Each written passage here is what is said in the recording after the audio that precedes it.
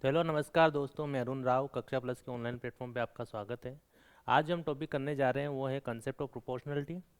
और ये जो टॉपिक है बहुत रेयर क्वेश्चंस आते हैं, लेकिन जब क्वेश्चंस इससे आते हैं तो बच्चों को काफ़ी दिक्कत होती है सोल्व करने में। तो चलिए इस कॉन्सेप्ट को समझते हैं। यहाँ पर देखिए, कोई भी संख्या जैसे ए बी के प्रोपोर्शनल है, ठीक है। मतलब ये जैसे बी बढ़ेगा तो ए भी बढ़ेगा, और ए अगर बी के इन्वर्सली प्रोपोर्शनल है तो यहाँ पे जैसे बी को हम बढ़ाएंगे तो ए की वैल्यू कम होगी, ठीक है। तो ए यहाँ पे इक्वल टू, यहाँ पे के एक कांस्टेंट आएगा के बी के बराबर, और यहाँ पे ए इक्वल टू के अपॉन बी, ठीक है। आप जैसे क्वेश्चन करोगे तो आपको और अच्छे समझ में आएगा। यहाँ पे आते हैं पहले क्वेश्चन पे। आर सीधे एस के रूप में बदलता है और टी के विपरीत यानी टी के व्युत्क्रमानुपात में।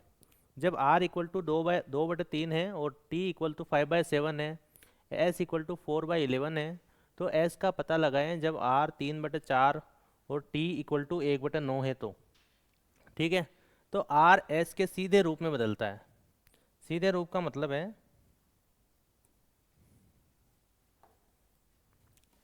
Are is equal to, R directly proportional to S, यानी कि यहाँ पे जो कांस्टेंट की वैल्यू होगी R equal to K S होता है। के यहाँ पे कोई भी कांस्टेंट हो सकता है, तो के की जो वैल्यू है वो आर अपॉन एस आएगी, और हमें इसी के की वैल्यू को इक्वल करना है दोनों साइड। लाइक जैसे कि इस क्वेश्चन को हम करें तो कैसे करेंगे, यहाँ पर देखो आर एस के सीधे रूप में बदलता है और टी के विपरीत रूप में बदलता है। अब टी के विपरीत देखो, आर अगर सीधे रूप में बदल रहा है तो ये एस आ जाएगा, और टी के विपरीत रूप में बदल रहा है तो टी के अपोन में आ जाएगा, यानी कि टी की वैल्यू बढ़ेगी तो आर की वैल्यू कम होगी। ये प्रोपोर्शनल हो गया यहाँ पे, और आर इक्वल टू हो जाएगा के एस अपॉन टी, और इस के की जो वैल्यू हो जाएगी वो हो जाएगी, ये टी इधर मल्टीपल हो जाएगा और आर टी अपॉन एस, ठीक है। तो आपको ये वैल्यू ध्यान में रखनी कि हमें इस के की वैल्यू को बराबर करना है दोनों साइड। तो आपको ये ध्यान में रखना है कि जो अपोजिट में है वो आर के डायरेक्टली गुणा में हो रही है, और जो डायरेक्टली प्रोपोर्शनल में है, जो एस सीधे रूप में चल रहा है, वो एस के आर के जस्ट अपोजिट में चल रहा है, ठीक है। अब देखते हैं इसको क्वेश्चन को। जैसे कि यहाँ पे देखो आर एस के रूप में बदलता है और टी के विपरीत। अब आर की वैल्यू 2/3 है, आर की वैल्यू है 2/3, ठीक है। और s की वैल्यू, t की वैल्यू 5/7 है, s की वैल्यू 4/21 है। अब s अगर डायरेक्टली प्रोपोर्शनल है तो s क्या आएगा, अपोन में आएगा। s की वैल्यू कितनी आ जाएगी, 4/21, और t इन्वर्सली प्रोपोर्शनल यानी t विपरीत है तो वो मल्टीपल में आएगा। ये r है, r के मल्टीपल में आएगा 5/7, ठीक है। अब यही चेंजेस अपन इस तरफ करेंगे।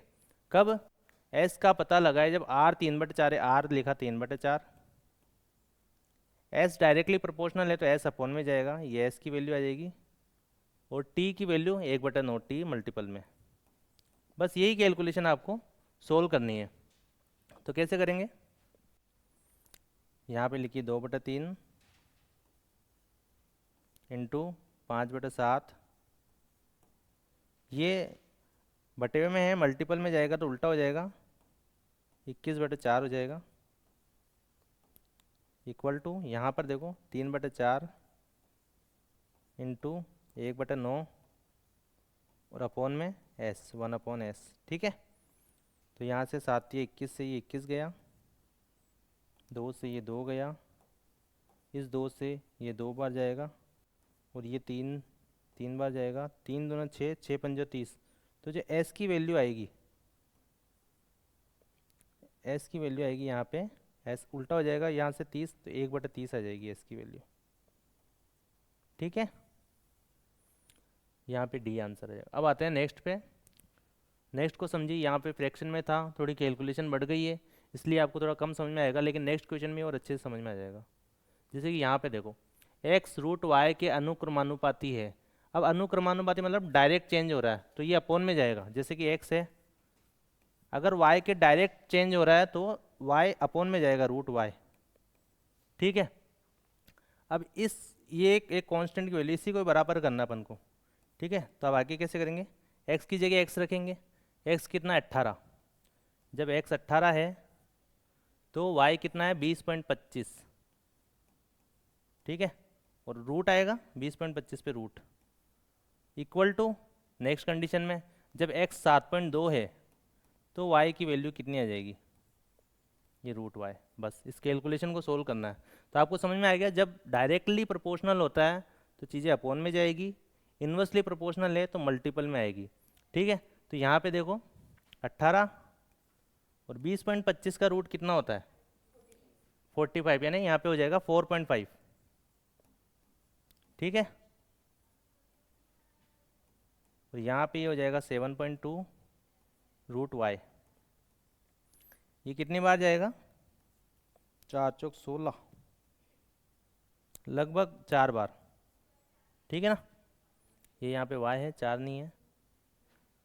और रूट y की वैल्यू कितनी आ जाएगी 7.2 अपोन में 4, जी यहाँ से हटाए ये कितनी आ रही है, यहाँ से 4 से काटा अपन ने, 18 चौक 72, 18/10, और फिर 2 से काटा अगेन तो 9/5, ये वैल्यू आई है रूट y की, ठीक है। तो y की वैल्यू कितनी आ जाएगी, y की वैल्यू आ जाएगी अपने 9981 अपोन में 25, 25 आएगी ना, नहीं 9981, यहाँ पे कुछ गड़बड़ करी क्या, 10, 9/2 सही है, 9981 55 25, तो कितनी बार जा रहा है ये 3 बार और फिर कुछ, तो आंसर क्या आएगा इसका 3.24 आंसर आएगा ये इस पे पहले, ठीक है। तो आंसर y की वैल्यू क्या आ जाएगी 3.24, क्योंकि 4 तो होगा नहीं, 25 चौक 100, ये कैंसिल हो जाएगा, 25 तिया 75, 3 पॉइंट समथिंग आएगा, ठीक है। नेक्स्ट पे आते हैं। जैसे जैसे वीडियो खत्म होएगा आपको ये कॉन्सेप्ट और बेहतर तरीके से समझ में आने लग जाएगा, ठीक है। जैसे जैसे क्वेश्चन करेंगे ना वैसे समझ में आएगा आपको। इस पे आते हैं, ए संयुक्त रूप से बी और सी के अनुक्रमानुपाती है। तो अनुक्रमानुपाती मतलब डायरेक्ट प्रोपोर्शनल में है, तो ये दोनों संख्या क्या जाएगी नीचे जाएगी, ए लिखा, और ये बी और सी के डायरेक्टली है ना, तो ये बी और सी नीचे जाएगी, ठीक है। तो बस इसी को बराबर करना है, ए की जगह ए रखेंगे, ए कितना है 6, बी की जगह 3, और यहाँ पे सी की जगह 2, और यही नेक्स्ट क्वेश्चन में नेक्स्ट कंडीशन में अपन अप्लाई करेंगे। ए का मान निकालें, ए की जगह ए, बी की जगह 5, 5 × 7। तो उम्मीद है कि आपको पहले से बेटर समझ में आया होगा, ये पहले 2-3 क्वेश्चन में आपको थोड़ा कम समझ में आया होगा, इस क्वेश्चन से और क्लियरिटी आई है। ये 6 से 6 गया, तो ए की वैल्यू कितनी आ गई 35, ठीक है। अब आते हैं यहाँ पर नेक्स्ट क्वेश्चन पे। नेक्स्ट क्वेश्चन क्या है ये देखो, ए बी के धनात्मक वर्गमूल के अनुक्रमानुपाती है। तो अनुक्रमानुपाती है मतलब अपोन में जाएगा, ए धनात्मक वर्गमूल किसके बी के, यानी कि रूट बी वर्गमूल दे रखा है, ठीक है ना, और सी के घन के व्युत्क्रमानुपाती है। तो अपोजिट में है तो कैसे जाएगा मल्टीपल में, ये अपोजिट है व्युत्क्रमानुपाती है, तो सी के घन के क्यूब के, और ये अपन ने मल्टीप्लाई क्यों किया क्योंकि व्युत्क्रमानुपाती है, और अपोन में क्यों किया क्योंकि ये डायरेक्ट प्रोपोर्शनल था। आगे समझ में कि ऐसा क्यों लिखते हैं अपन, अगर व्युत्क्रमानुपाती है तो गुणा में लिखेंगे, और अगर डायरेक्ट अनुक्रमानुपाती है तो रूट में लिखेंगे। तो इसकी वैल्यू अपन को बराबर करनी है। अब जो भी कंडीशन हमें दे रखी है उसे देखिए आप, ए बराबर दे रखा है 15, गुणा में सी की वैल्यू कितनी दे रखी है 2, तो 2 का क्यूब 8, ठीक है, अपोन में बी का रूट, बी कितनी दे रखी है 27, तो 27 का रूट कितना होता है 9√3, है ना, 9 नहीं 9√3 कैसे होगा 3√3, ठीक है। अब इसी को इक्वल करेंगे नेक्स्ट कंडीशन के हिसाब से। ए की वैल्यू कितनी दे रखी है, ए की वैल्यू 9, और सी की वैल्यू 2, 2 का क्यूब 8, और पूछा क्या अपन से बी, तो रूट बी। ठीक है, अब यहाँ से बी का वैल्यू निकालेंगे। 8 से 8 गया, 3 से काटा 3, और ये 5 बार, तो रूट बी इक्वल टू, ये आपस में मल्टीप्लाई होंगे, 3 3 का 9 रूट 3 अपॉन में 5। ठीक है ना। अब b का स्क्वायर करेंगे तो b की जो वैल्यू हो जाएगी वो 81 इंटू 3 डिवाइड बाय 25, क्या आ रहा है 243 अपॉन 25। समझ में आया आपको? और नेक्स्ट क्वेश्चन पे आएंगे तो और क्लियरिटी आएगी थोड़ी बहुत। जैसे जैसे वीडियो ख़त्म होता जाएगा आपका ये जो कॉन्सेप्ट है ये मजबूत हो जाएगा। अब इसको देखो, a b प्लस 18 के अनुक्रमानुपाती है, तो आप बताइए कैसे करना होगा अपन को। a, अब ये अपोन में जाएगी या मल्टीपल में जाएगी? अपोन में जाएगी। अपोन में b प्लस 8, b प्लस 18, और बस ये दे रखा है तो इसको बराबर करेंगे। a की वैल्यू कितनी है 108, और यहाँ पे नीचे क्या आएगा 36 प्लस 18 कितना हो गया 54। नेक्स्ट आते हैं, a का मान ज्ञात करो, a का मान ज्ञात करना है, और b का मान दे रखा है 68 प्लस 18, ये 18 भी तो प्लस में होगा, तो कितना आ गया आंसर, ये लगभग 2 बार गया है, तो a बराबर हो जाएगा 68 दूना कितना होता है 12 और 16 136 प्लस 36, तो ये कितना हो जाएगा अपने 172। ठीक है, आ गया आपके भी आंसर। ओके, नेक्स्ट पे कॉन्सेप्ट तो समझ में आ रहा है ना अच्छे से। और देखो अपन नेक्स्ट क्वेश्चन पे आते हैं। यहाँ पे देखो, एक सोना 3 भागों में टूट गया और तीनों भागों के वजन का अनुपात 3:4:5 है, और सोने की कीमत इसके वजन के वर्ग के अनुक्रमानुपाती है। अगर सोना टूटने पर 47,000 रुपये का नुकसान होता है तो सोने की शुरुआती कीमत क्या थी। तो सोने की सोना शुरुआत में तो जुड़ा हुआ होगा, ठीक है, तो कितना था 4 3 7 5 12 सोने। अब जो इसकी कीमत है वो इसके वजन के वर्ग के अनुक्रमानुपाती, यानी कि इसकी कीमत कितनी रही होगी, इसका स्क्वायर 144, ये इसकी पहले कीमत रही होगी। ठीक है, और अभी कीमत क्या होगी, अभी 3 का स्क्वायर प्लस 4 का स्क्वायर प्लस 5 का स्क्वायर। समझ में आया क्यों आप मैंने स्क्वायर किया, क्योंकि ये पहला टुकड़ा है, इसकी कीमत इसके वजन के अनुक्रमात में, मतलब 3 के स्क्वायर में, ये 4 के स्क्वायर में, ये 5 के स्क्वायर में, टोटल कितना हो गया 9 9 और 16 25, 25 और 25 50। तो मतलब पहले जहाँ वो 144 का था अभी वो कितने का है 50, तो उसको कितने का नुकसान हो गया, कितना नुकसान हो गया 100 और 44, नहीं ये हो गया अपने 50 और 44 94 94, और इस 94 की ये अपना नुकसान आया, और इस नुकसान की हमें वैल्यू कितनी दे रखी है 47,000, तो ये कितना गुना हो जाएगा 9 5 45, लगभग 500 गुना। ठीक है, और हमसे पूछा क्या है शुरुआती कीमत, तो शुरुआती कीमत कितनी थी 144, तो 144 की वैल्यू पूछी है, तो 144 भी कितना गुना हो जाएगा 500 गुना, तो कितना आ जाएगा ये 500 कितना 720, हाँ 720 हो गया ना, तो 72,000 रुपये। तो ये अपने इसके शुरुआती कीमत हो गई बी फॉर बाहुबली। ओके, अब आते हैं नेक्स्ट पे। किसी पत्थर का मान उसके भार के वर्ग के समानुपाती होता है। 1,20,000 रुपये मूल्य के एक पत्थर को 2:3 में 2 टुकड़ों में तोड़ा जाता है, तो 2 छोटे पत्थरों का कुल मूल्य कितना है। ओके, तो टोटल 5 यूनिट था, तो हमें उसके जो मूल्य कितना हो जाएगा 25 यूनिट। जैसे पहले 5 यूनिट था, ये तो टुकड़ा हो गया, और इसका जो मूल्य होगा वो इसके वर्ग के बराबर होगा, यानी 25 के बराबर। तो ये जो 1,20,000 जो वैल्यू दे रखी है वो 25 की वैल्यू दे रखी है, और हमें क्या चाहिए 2 छोटे पत्थरों का कुल मूल्य। कुल मूल्य कितना हो जाएगा इनका पर्टिकुलर का स्क्वायर, 2 दूने 4 और 9, 2 स्क्वायर प्लस 3 स्क्वायर, तो 9 और 4 13। तो आप डायरेक्ट कैसे करें, 13 का मल्टीपल कौन सा है इसमें, 13 का मल्टीपल ये तो नहीं है, 52 104 ये है क्या, ये भी नहीं है, ये भी नहीं है। ठीक है, देखो 13 पंजे 65, 3 बचा, तो ये 34, इसमें तो 17 आता है। 13 चौक 52, 10 बचा, 104, 13 घंटा, तो ये सीधा आपने देख लिया। और ऐसे सोल्व करें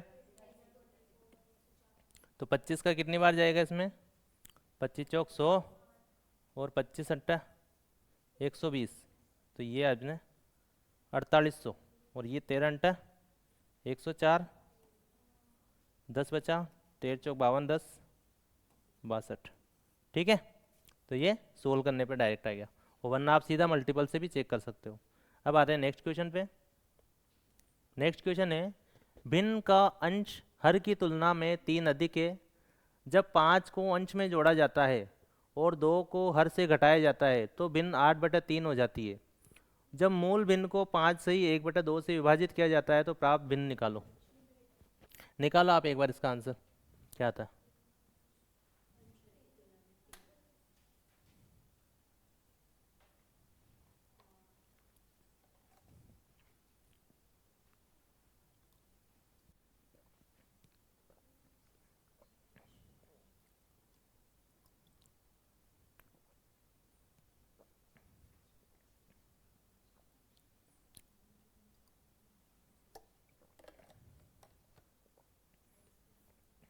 ये समझ में आ गया स्टार्ट कैसे करना।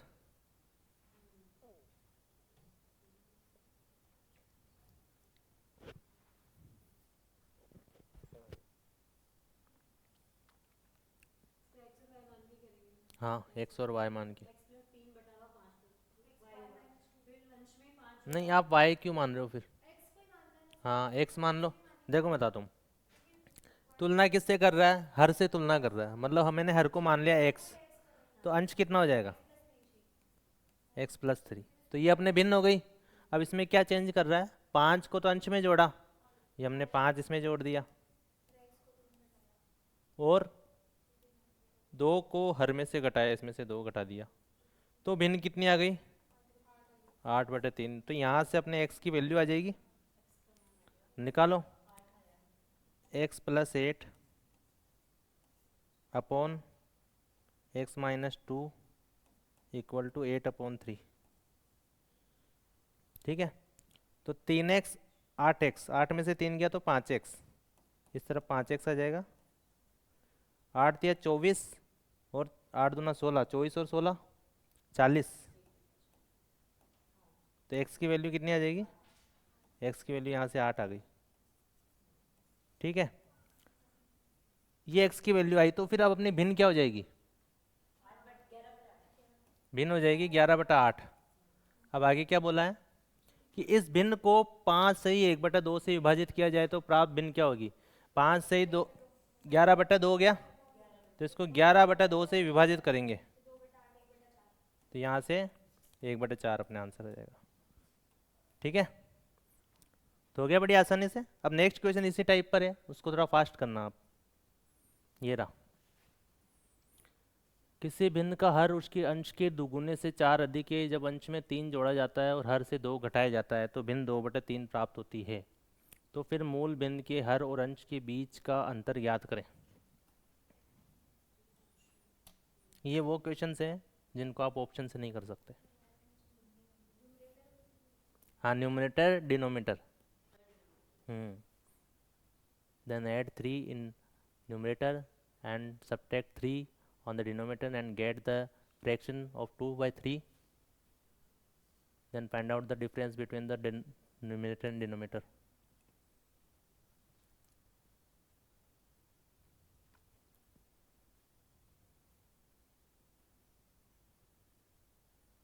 नेक्स्ट टाइम से क्या इसमें दोनों ही मतलब है ना, बायलिंगुअल क्वेश्चन ऐड करवाने पड़ेंगे, इंग्लिश और हिंदी दोनों।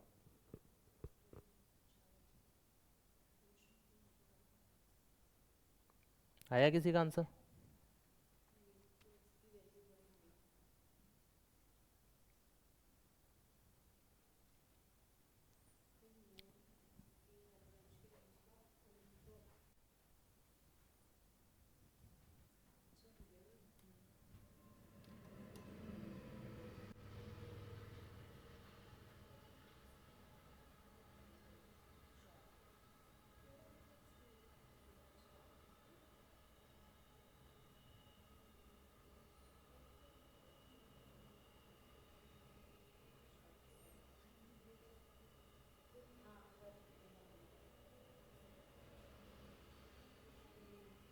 देखो ये है आपके न्यूमरेटर और ये है आपके डिनोमिनेटर, ठीक है।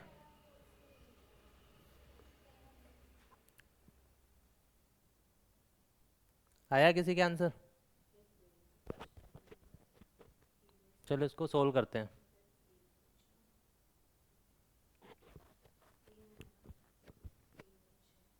ठीक है, देखिए कंपैरिजन किससे कर रहा है, पहले आपको क्या देखना है कि किससे कंपैरिजन कर रहा है। एक भिन्न का हर उसके अंश के दुगुने से, मतलब अंश से कंपैरिजन कर रहा है ना, तो अंश को मानेंगे x, और अंश के दुगुने से 4 अधिक है यानी 2x+4। अब जब अंश में से 3 जोड़ा जाता है, अंश में मैंने 3 जोड़ दिया, और हर में से 3 घटाया जाता है, इसमें से 3 घटा दिया, तो अपन को भिन्न क्या प्राप्त हो रही है, 2/3। ठीक है, तो x+3 2x+1 आया किसी के आंसर? आंसर नहीं आ रहा आपके? कैलकुलेशन देखो, 3x यहाँ पे हो गया, 4x यहाँ पे हो गया, डिफरेंस कितना आ गया 1, तो x वैल्यू यहाँ पे, और यहाँ पे 3 3 का 9, 9 में से 2 गया तो 7, तो x की वैल्यू 7 आ रही है। आपकी भी 7 आ रही है क्या? आ गई 7? ठीक है, अब क्या करना है, मूल भिन्न क्या हो जाएगी, मूल भिन्न हो जाएगी अपने 7/14 और 4 18, ये अपने मूल भिन्न आ गई।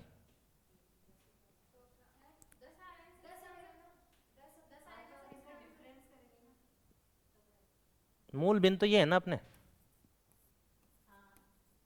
x की वैल्यू रखो, ठीक है, तो 7/18 आ गया। अब पूछा क्या है, हर और अंश के बीच का डिफरेंस, कितना डिफरेंस है, 11। ठीक है, क्वेश्चन तो आ गया था आपको, बस यहाँ पे कैलकुलेशन नहीं हो रही थी। ठीक है, इसका देखो मैं शॉर्ट ट्रिक, मतलब शॉर्ट ट्रिक तो क्या है, डायरेक्ट में माइंड में करो। 3x और 2 दूनी 4x, दोनों का डिफरेंस कितना आ गया, x। 3 3 का 9, और 9 में से 2 गए तो 7। ठीक है, अब आते हैं नेक्स्ट क्वेश्चन। अच्छा ये खत्म ही हो गई क्या शीट? ठीक है, तो ये था अपने तरह, ये प्रोपोर्शनलिटी के क्वेश्चन थे ये।